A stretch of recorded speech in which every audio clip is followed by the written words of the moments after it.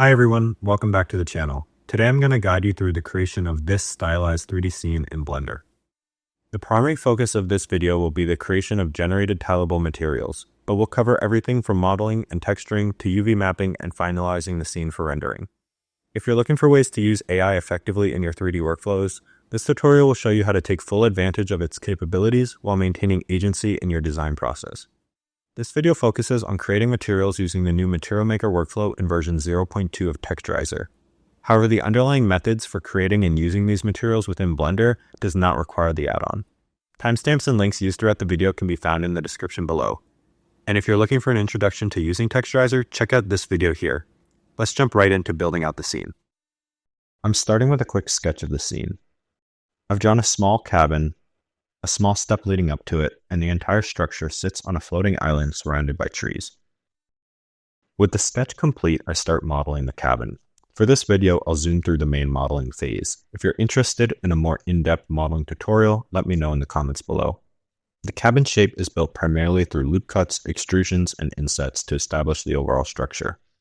I'm making sure to separate parts of the mesh that will have different materials in order to make texturing easier later on. I want the cabin to have an organic feel rather than being rigidly orthogonal. To achieve this, I first model it orthogonally, then I add a lattice object to the scene and attach it to the cabin mesh. By modifying the lattice and not the base mesh, this method remains procedural, allowing adjustments of the cabin to be made easily without having to deal with the complexity of directly modeling curved surfaces. With the lattice attached to the mesh, moving points of the lattice around in edit mode successfully distorts the cabin. Now increasing the resolution of the lattice provides finer control. At this point, I forgot to subdivide the base mesh, which causes it to not conform well as the lattice is distorted. To fix this, add a subdivision surface modifier to the cabin, set it to simple, increase the divisions, and move it above the lattice in the modifier stack. To continue building out the scene, I add a cylinder to create the floating island, extruding and scaling down the bottom to get the base shape. Then I subdivide it and set the shading to smooth. Adding a few more details to the cabin completes the initial modeling phase. With most of the modeling done, it's time for texturing. Press N on the keyboard to open the Texturaizer panel. Under the prompt parameters, switch to the Material Maker preset and type in a prompt to describe the cabin's surface. I'm aiming for wood plank siding. I find that putting perspective in the negative prompt can help when creating textures. At this stage, I turn off both control nets and LoRa's. I prefer to start with minimal input and gradually build up control and detail over iterations. This preset is designed for SDXL models, however it works with other models too, but the appropriate settings will need to be adjusted manually. The Material Maker workflow generates 4 maps: color, height, normal, and edge. To apply the generated textures to an object, select both the mesh and the generated output, then press the Create Material button in the Viewer panel to create and apply the material to the mesh. Since I don't want the material applied everywhere, I will go into Edit mode and select the areas where I want it. Add a new material slot, invert the selection, and assign to the new empty material for now. I'm going for a stylized watercolor look. For that, I will search for watercolor under Style, select one, and press Create. By the way, to use the Material Maker workflow, an additional ComfyUI dependency is required. In the add-on preferences under Show Additional Dependencies, click on For Material Creation. The Comfy MTB nodes can be easily installed using the ComfyUI Manager. I can notice already that the new generation lacks a good structure or pattern. To fix this, control nets can be used to guide the material generation. To make this easier, I've created a site with preset tileable patterns. The link will be in the video description. The site includes a mix of man-made and organic patterns. I'm looking here for vertical wood slats. To use a pattern, simply click on an image to copy the link. Then, back in Blender, add a new Other control net and paste the link into the image parameter. Make sure to select a control net model that supports Canny. Now when generating, the texture follows the provided pattern. When applying the new texture, the material's orientation is incorrect and needs to be rotated 90 degrees. This adjustment can be made easily in the shader editor. Additionally, I felt the watercolor effect wasn't strong enough, so I downloaded a watercolor LoRa to enhance the desired effect. To experiment further, I tested a few variations of the texture by changing the seed value. The History tab in the Viewer panel is helpful for reviewing previous generations, and I selected my favorite result here. Since the new texture also had rotation issues, I decided to adjust the UV map of the cabin walls instead of manually rotating the texture again. To do this, go to the UV editing workspace, select the appropriate faces, and rotate them in the UV editor. I'm going to adjust the camera position. To have the camera follow the view, use the two buttons at the top of the 3D view. For improving lighting, I added an HDRI from my asset browser by dragging it into the scene. If you're looking for HDRIs, you can find them on polyhaven.com. The link will be in the description. I didn't want the background to display the HDRI image, so I used a node from Curtis Holt's Modular Workspace add-on to separate the lighting from the background color.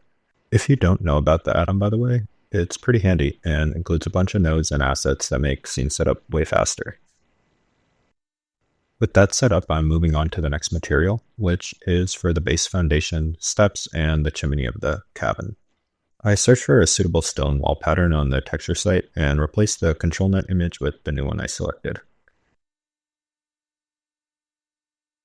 I turned off the LoRa to simplify the material setup here, as I didn't think it would be necessary. The edges of the resulting generation are a bit too strong, so I switched to a candy control net to pre-process the input image further and reduce the lines. Make sure to disable or remove the original control net if you do this. If you're looking to adjust the candy threshold, you can find the settings for that in the advanced UI. The results softened the edges and created a more painterly look. Once happy with the material, I applied it to the selected parts of the mesh. By default, in edit mode, Texturaizer creates a new material slot and applies it only to the selected faces. For the chimney, I can select it and hit apply again, and Texturaizer will smartly look for an existing slot with that material and use it. I now select all faces that have that material applied to it, and smart project the UV map to create a uniform scale. To modify the material creation settings, click on the options at the top of the viewer panel.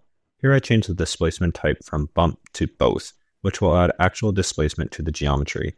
Instead of recreating the materials, I manually updated the displacement settings for the two existing materials and ensured the object was set to shade smooth to avoid edge artifacts. Now I'm moving on to creating materials for the door, window frames, and roof. Hey, if you're enjoying this video, I'd really appreciate leaving a like and subscribe. Here I'm generating the material for the door and window frames.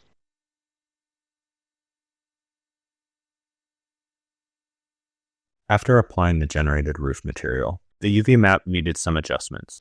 In the UV editor, I first select the boundary around the center of the roof and press U, mark seam, to separate the two sides of the roof. I then added seams going around the bottom edge to more intentionally unwrap the object.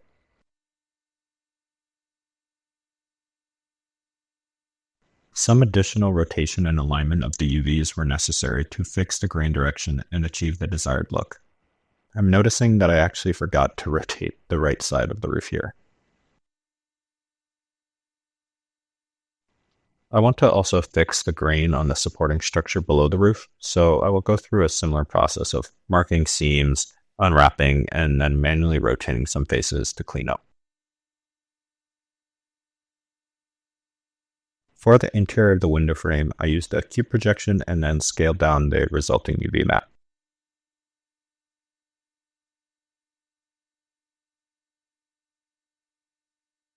When unwrapping the generated texture for the door, the scale was pretty off, so I can go to the shader editor and decrease the scale of the mapping node. The default value will be 4, but that can be changed in the viewer panel options. For the window, rather than generating the texture, I just created a new material and changed the color to blue. To increase detail in this scene, I added posts to the cabin's corners by duplicating and scaling up part of the door frame.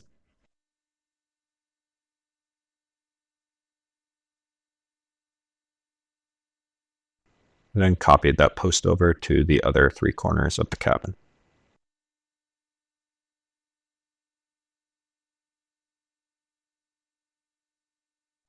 With the main texturing complete, I'm going to move on to the trees that we see here in the initial sketch. Rather than model them, I'm going to use the SDXL cutout preset. which will create a transparent 2D image that I can then place in my scene as a billboard object. I'm going to turn off the ControlNet and LoRa and write a new prompt for the tree. I'll also remove perspective from the negative prompt. The preview is nice because it lets me see what parts of the prompt to modify before the image is finished generating. In this case, there's too many branches for the style I'm going for, so I put branches in the negative prompt. After a few seed iterations, I arrived at a result I'm happy with. To add the image to the scene, use the Create Billboard button, which is located above the Material Creation button. This adds the image in as a plane to the scene at the 3D cursor's location. What I'm doing here is ensuring that the center of the trunk is in line with the origin of the image plane. This will be particularly important shortly, but first I'm going to generate and populate the scene with a couple more trees. One of the available options for creating a billboard is the size, which can be handy if generating multiple objects. Among other options, you can also adjust the origin position and the plane orientation.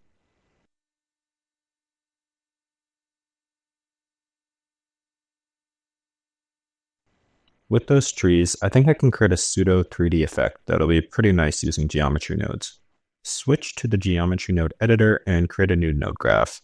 Add in a transform geometry node and give it Y rotation, which is the vertical axis in this case.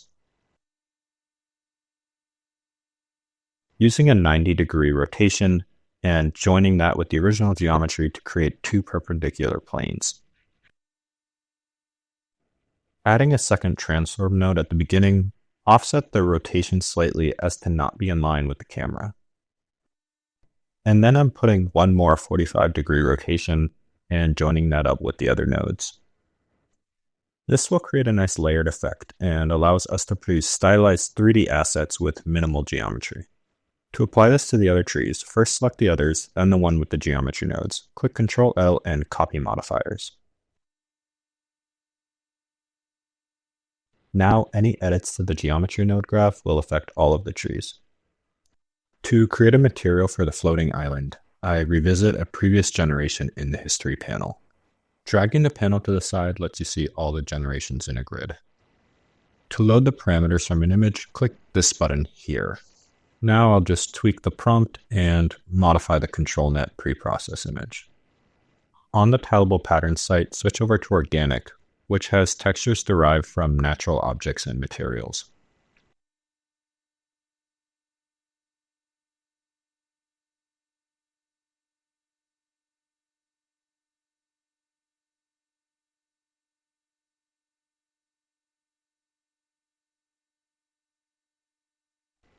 The material came out nice here, but applying it shows the UV maps need some work.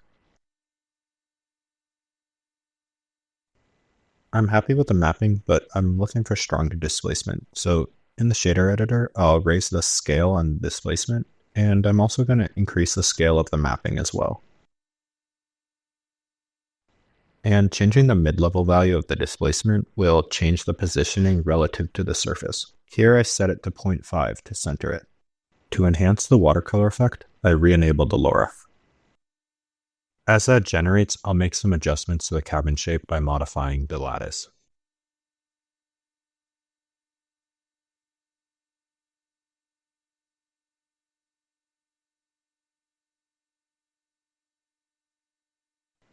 For smoke coming out of the top of the chimney, metaballs can create a nice stylized effect. For more smoothness, increase the resolution of the metaball object. And now duplicate and scale the metaball to create a fluid-like effect.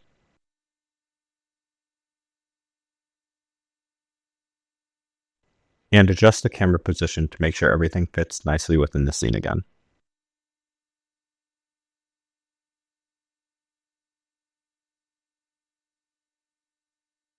Moving around the tree objects, you can see that the object boundary takes up quite a lot of space. This isn't necessarily an issue, but it does get in the way of selecting objects easily. Here, I've isolated the object and entered edit mode to trim the shape a little bit using the knife tool. The resulting geometry is still a quad, but it conforms much closer to the image, leaving the resulting form as closer to a cone. I'm going to do that to the other two trees as well, just trying to keep the geometry to a minimum. This rock image was generated with the SDXL cutout preset, and I'm aligning it to the image origin. Because it's small, I'm going to reuse it a couple times in the scene, just to add some detail. Speaking of extra detail, I wanted a little window on the front of the cabin here. For this, I'm using a cylinder as the base, and then reusing some elements and textures from the existing model.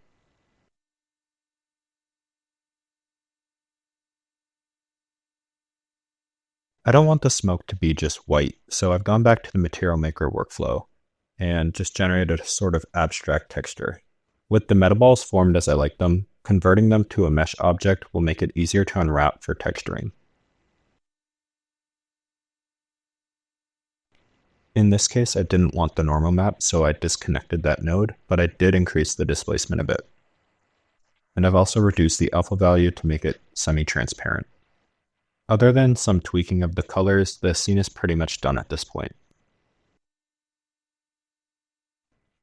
To lighten up the smoke a bit, I'm using a hue saturation value node and increasing the value and decreasing the saturation a little.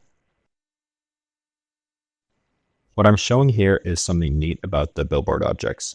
As I move the camera around the scene, the billboards will orient themselves to continue facing the camera. This setting, of course, can be turned off from the viewer panel options.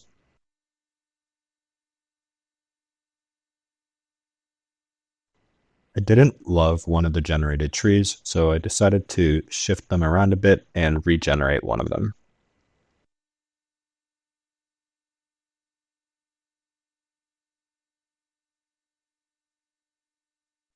With this tree, you can really see the importance of centering it on its origin, because the tip of the tree, when rotating around with the geometry nodes, does not line up otherwise. Fortunately, it's a pretty easy thing to fix.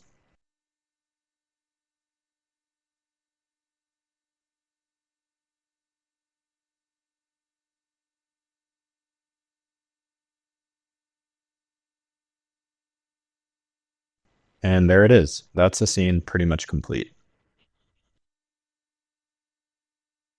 To render out an animation, I'm adding a curve for the camera to follow. I put the curve in the center of the scene and scale it up. Then move it and scale it until it approximately lines up with the camera's position. Now, selecting the camera, go to the Object Constraints tab. Add a Clamp To constraint and select the curve. Then add a Track To and select the cabin. Now the camera will be positioned along the curve to always face the cabin. With the scene on the first frame and the curve selected, I'll press K on the keyboard and select Rotation. Then progress the timeline forward and rotate the curve around the Z-axis. And press K and Rotation again. Set the end frame to match and press play to view the animation. Note that in the final animation, I rotated 360 degrees to create a loop. For a stylized 2D rendering of the 3D scene, switch to the base SDXL preset and type a prompt describing the entire scene. This prompt is quite long, but clicking the little expand button next to the prompt parameter opens up a companion window with nicer features like spell checking.